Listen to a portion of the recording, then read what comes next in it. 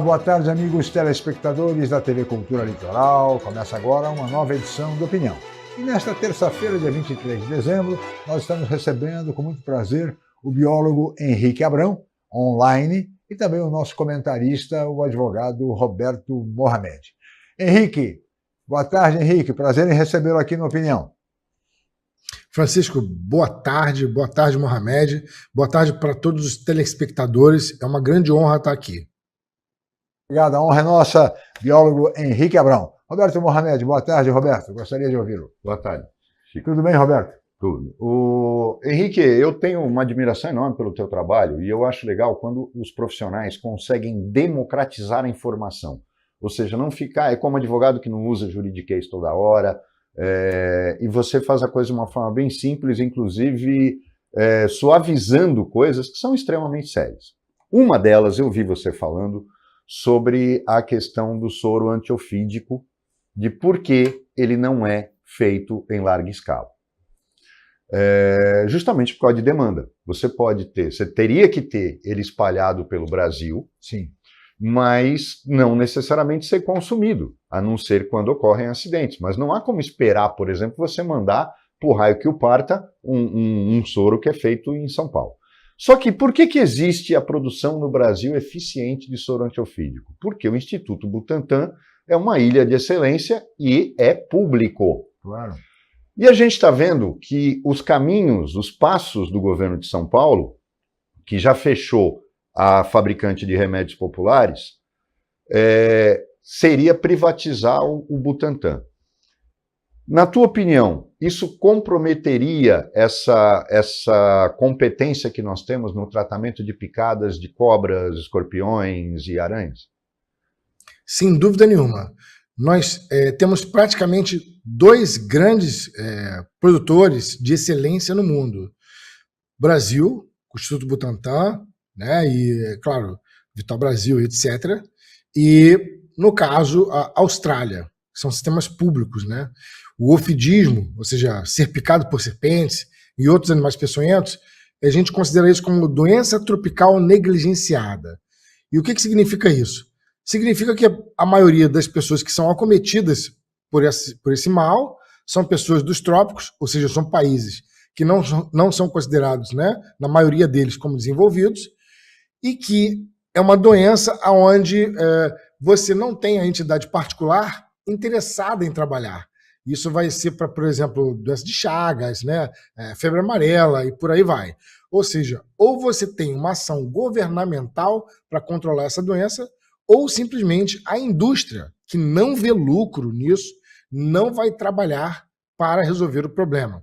E é por isso que tanto o Brasil quanto a Austrália, que possui um sistema público de saúde, que é o SUS, mais o Butantan, no qual o SUS compra o soro do Butantan, consegue fazer com que a gente tenha tratamento adequado. Só para você ter uma ideia, Mohamed, no mundo, a gente estima que cerca de 5 milhões de pessoas são afetadas são ofendidas por serpentes. Destas 5 milhões, a gente tem 400 mil mutilações e a gente tem mais ou menos entre 80 até 160 mil óbitos. No Brasil, a gente tem cerca de 150 óbitos. Na Austrália, a gente tem cerca de 2 óbitos. Isso porque nós temos aqui entidades públicas que conseguem distribuir essa medicação. Ela é gratuita, né? Claro, sai de imposto, etc., mas, de certa forma, ela tem essa gratuidade e obrigatoriedade comprada pelo SUS. Se você privatiza o Butantan, o que vai acontecer é o que a indústria farmacêutica faz, um descaso total por quem não pode pagar, porque, afinal de contas, o soro ele tem um momento exato para ser usado, ele é produzido e não necessariamente ele vai ser usado, ele não é lucrativo para as indústrias. E aí, como todas as doenças tropicais negligenciadas, o nome já fala, a própria OMS relata sobre isso, você simplesmente não vai ter a distribuição desse medicamento, do soro, né, no caso. Só para a gente ter uma ideia, nos Estados Unidos, onde é particular, eu vi um caso onde chegou o tratamento total com o valor de $500 mil. Qualquer picada que você toma lá vai ser no mínimo $50 mil. Então, e olha que é um país desenvolvido, né? Agora, para os países que ainda têm, né, problemas sérios, como doença tropical negligenciada, onde você tem muito mais pessoas afetadas, vai ser um desastre total. Não há sombra de dúvidas que privatização do Butantan seria muito ruim para um plano de desenvolvimento nacional, não só para pessoas que são pobres, que deveriam estar recebendo medicamento, quanto para a soberania nacional, porque, afinal de contas, o Butantan não produz só soro antiofídico, o Butantan produz vacina, o Butantan produz uma série de medicamentos, pesquisa. Não existe uma pesquisa que não tenha saído no Brasil de entidades públicas como universidades, ou Butantan, ou Embrapa, algo parecido. 98% das pesquisas científicas no país são feitas por entidades públicas. Seria um retrocesso, portanto, essa provável, possível, enfim, privatização do Instituto Butantan, um retrocesso para a ciência e para os cidadãos. Que seria um problema de soberania nacional. E o Brasil é referência internacional, inclusive, na questão da produção do soro antiofídico, não é? Não é isso, biólogo? Seria, portanto, um retrocesso. Mais do que isso, Francisco, o Brasil é o número 1. Eu quero lembrar que o Brasil é o número 1. Olha, só para a gente ter uma ideia, os maiores cientistas na área da herpetologia estão no Butantan. São brasileiros. A gente está falando de Otávio Marx, Tasselma, Ivan Sazima, a gente está falando do Kiko Franco, a gente está falando de cientistas que são o número 1 nessa área no mundo inteiro. E não são só de agora, desde antes. O próprio Vital Brasil deveria estar com o seu nome lá também como um dos maiores cientistas do mundo. A gente não tem nomes, não consigo entender por quê, né? Porque é uma questão política em si. Mas, por exemplo, o Vital Brasil foi o primeiro cientista a dizer que, olha, o soro ele é específico. Antes, o que a gente utilizava era uma coisa feita lá pela França, um engodo, que eles diziam que servia para qualquer coisa. E não servia para nada, no final das contas. O Vital Brasil estudando, que ele veio aqui para combater a pestose. Então, ele estudando a pestose, no tempo vago dele, ele decidiu estudar o ofidismo.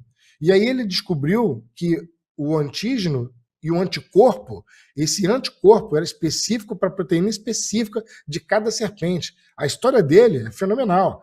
Ele saiu daqui para ir para o zoológico do Bronx, com o soro para cascador, ele tinha o soro guardado, que ele estava desenvolvendo, e quando chegou lá nos Estados Unidos, porque era diferente, naquela época não era um paper que você colocava e passava pelo crivo, né? Era diferente, você tinha que demonstrar isso publicamente. E ele chegou no zoológico do Bronx, uma convenção internacional de herpetologia, e um tratador tinha sido picado por uma serpente peçonhenta, uma cascavel, e ele ia morrer. Já estava todo mundo esperando que ele morreria, pois o soro que era desenvolvido na França não servia para ele. E aí o Vital Brasil tirou do bolso um frasco de soro, e ele era médico, tá? Então houve todo um conclave científico para ver e avaliar tudo aquilo que seria procedido, e ele, na frente de todos os cientistas do mundo inteiro, aplicou o soro, salvou o cara. Arrepia de falar isso, mas é nosso cientista. Nós temos aí grandes nomes, Carlos Chagas, Oswaldo Cruz, são todas pessoas de renome, todo mundo que está no Butantan são cientistas de ponta do mundo. É bom que se enfatize isso, que a gente tem orgulho disso. Argumentos mais do que suficientes para que não se privatize, né, Roberto? Pois Henrique, tem um outro assunto que eu acho que é extremamente importante, porque você, justamente quando eu falo que você democratizou a informação em relação à fauna brasileira, primeiro desmascarando um monte de coisas fakes feitas por IA, mostrando onças fofinhas, tigres fofinhos, criando lutas imaginárias entre um tigre e um leão, coisas assim. A IA está fazendo um desserviço à ciência? Olha, a IA ela é neutra, né? A IA é neutra. A gente utiliza ela para o bem e para o mal. Na verdade, antes da IA começar com força total, eu já desmistificava os falsos curadores, os falsos biólogos, essa galera da fofofauna, que não sabe, né? Eu costumo dizer, brincando, que não sabem nem por onde a galinha mija, querem falar sobre biologia. Então, assim, antes de eu desmascarar as IAs, eu já estava desmascarando muita gente que falava qualquer coisa na internet e tinham milhões de seguidores, e isso é prejudicial para o ser humano, de uma maneira geral, porque estavam corroborando com fake news ou, de certa forma, se dando bem em passar informações falsas. Eu venho de uma parte da academia, Mohamed, a academia, de uma maneira geral, né, eles ficam meio que numa torre de marfim, tem uma certa dificuldade de se comunicar com o povo, mas como eu venho da saúde pública, eu fui treinado dentro da minha formação universitária a trabalhar com o público, principalmente o público que é ofendido pelos animais, né? Então, se eu estou trabalhando tanto com a pessoa que, hipoteticamente, tem uma instrução muito boa, mas também com pessoas que são do interior, que não estudaram. Então, eu tenho que, se você reparar em todos os meus vídeos, eu falo de uma maneira técnica, mas, ao mesmo tempo, eu traduzo ela ao ponto da vovozinha, do vovozinho, da criança, poder entender. Porque se eu não chegar até eles, que são as pessoas que têm um problema com os animais, eles vão acabar, de certa forma, matando os bichos ou morrendo por conta desses bichos. E aí, a IA, ela veio agora com força total, chegando a um ponto que eu mesmo tenho dificuldade de saber se aquela IA é real ou não. Eu só consigo saber se aquela IA é real ou não pelo comportamento do animal, que é um comportamento que ele não faria. Então eu posso dizer, olha, com certeza isso aqui é uma IA. Mas já chegou a um ponto em que eu não consigo dizer se aquele vídeo é real ou não. Eu só consigo dizer isso por um comportamento falso que colocaram ali. Mas no restante, agora, a gente pode utilizar a IA para dar aula, para fazer didática. Ela está aí, para o bem e para o mal. Vai depender de como as pessoas vão usar. E as pessoas sabem como né? Henrique, peço sua licença, nós vamos para um rápido intervalo, mas voltaremos em seguida com a opinião.